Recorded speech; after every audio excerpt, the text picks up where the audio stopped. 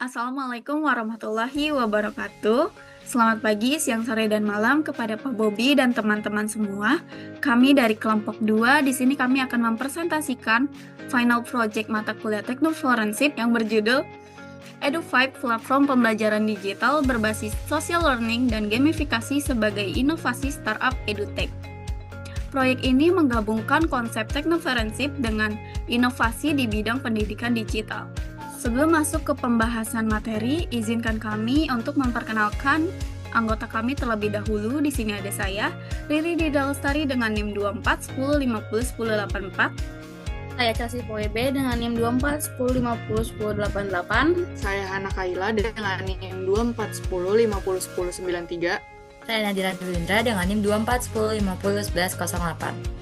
Oke, jadi latar belakang dari ide ini berawal dari perkembangan teknologi digital yang sangat cepat dan mempengaruhi cara belajar kita. Saat ini, banyak platform learning yang masih bersifat pasif dan kurang interaktif. Di sisi lain, generasi muda sudah terbiasa dengan pola komunikasi seperti media sosial yang lebih dinamis dan kolaboratif. Karena itu, dibutuhkan platform pembelajaran yang tidak hanya informatif tapi juga menarik, bersifat sosial dan personal. Melalui pendekatan teknoforensik, kami melihat peluang besar untuk menciptakan solusi edutech inovatif yang relevan dengan kebutuhan saat ini. Edu5 hadir sebagai platform pembelajaran digital berbasis social learning, AI, dan gamifikasi yang dirancang untuk meningkatkan motivasi dan efektivitas belajar. Nah, adapun tujuan dari proyek ini adalah sebagai berikut. Yang pertama, untuk menganalisis perancangan ide bisnis edutech menggunakan pendekatan teknoforensik. Yang kedua, mengidentifikasi aspek legal yang diperlukan dalam pendirian startup Edu5. Yang ketiga, menjelaskan strategi pengelolaan tim pada startup berbasis teknologi. Yang keempat, mendeskripsikan model bisnis Edu5 menggunakan bisnis model Canvas. Dan yang kelima, melakukan analisis SWOT untuk memahami potensi dan tantangan dalam pengembangan startup.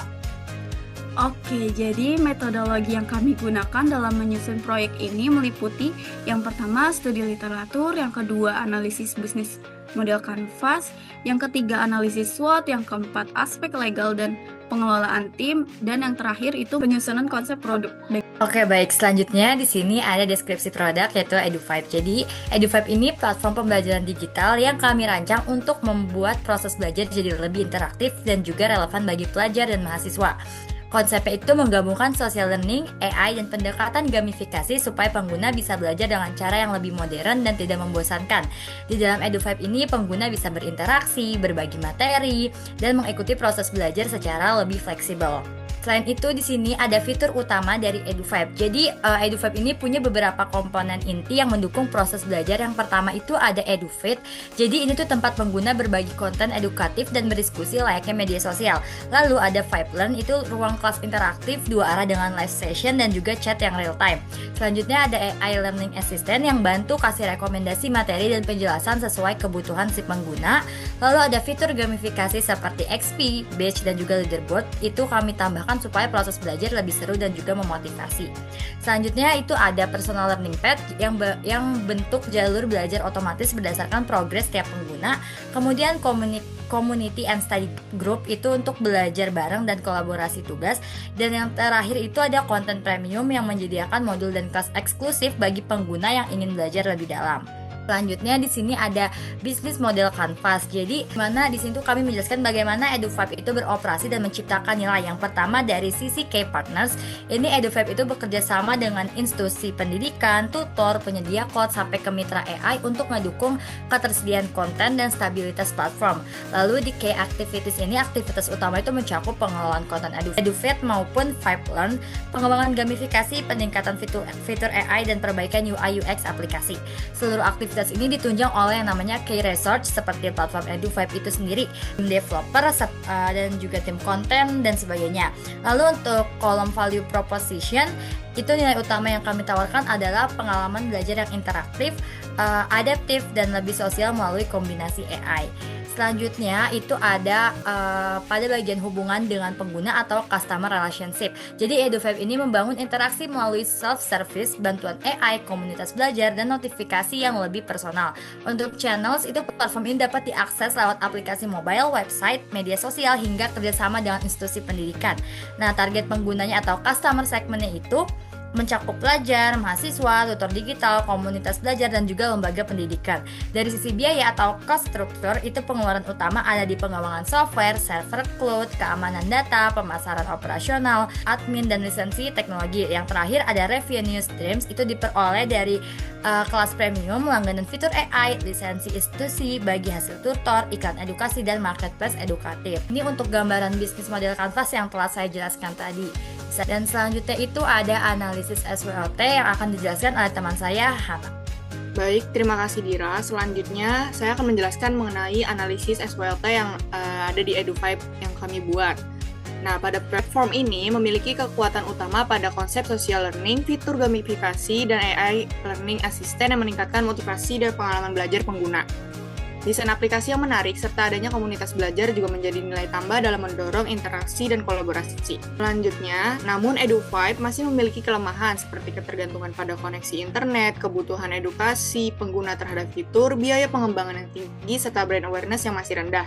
Meski demikian, terdapat peluang besar melalui meningkatnya minat terhadap pembelajaran digital, pesatnya perkembangan teknologi AI, pasar pelajaran luas, dukungan pemerintah, dan potensi kerjasama dengan institusi pendidikan. Ancaman utama yang perlu diwaspadai meliputi persaingan dengan platform e-learning besar, perubahan teknologi yang cepat, risiko keamanan data, rendahnya literasi digital sebagian pengguna, serta ketergantungan pada platform distribusi aplikasi. Baik, pada bagian ini saya akan menjelaskan mengenai pengelolaan tim di Edu5.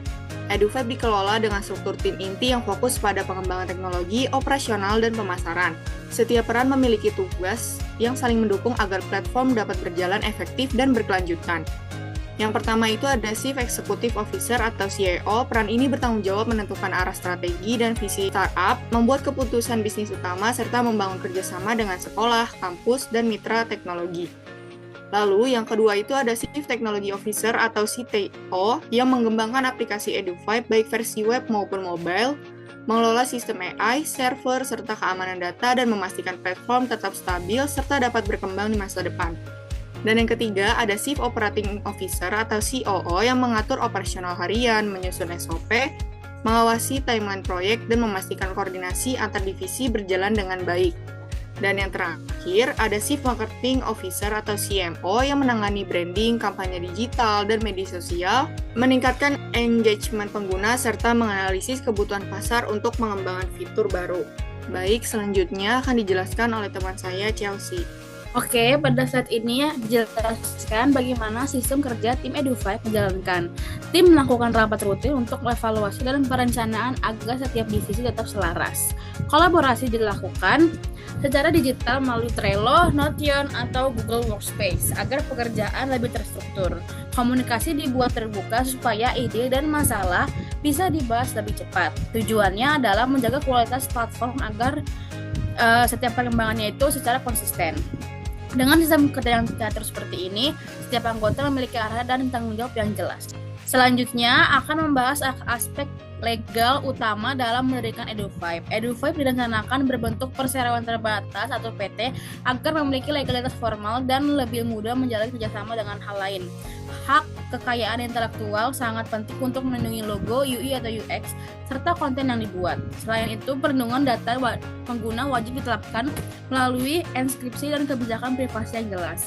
Aspek legal ini menjadi dasar agar platform aman dan terpercaya. Dengan perlindungan hukum yang kuat, Edu5 dapat berkembang tanpa mengkhawatirkan pelanggaran ilegal. Next, selanjutnya kita akan menjelaskan dokumen hukum lain yang dibutuhkan Edu5. Terms and Conditions berfungsi menjelaskan hak, kewajiban, serta batasan pengguna platform oleh pengguna.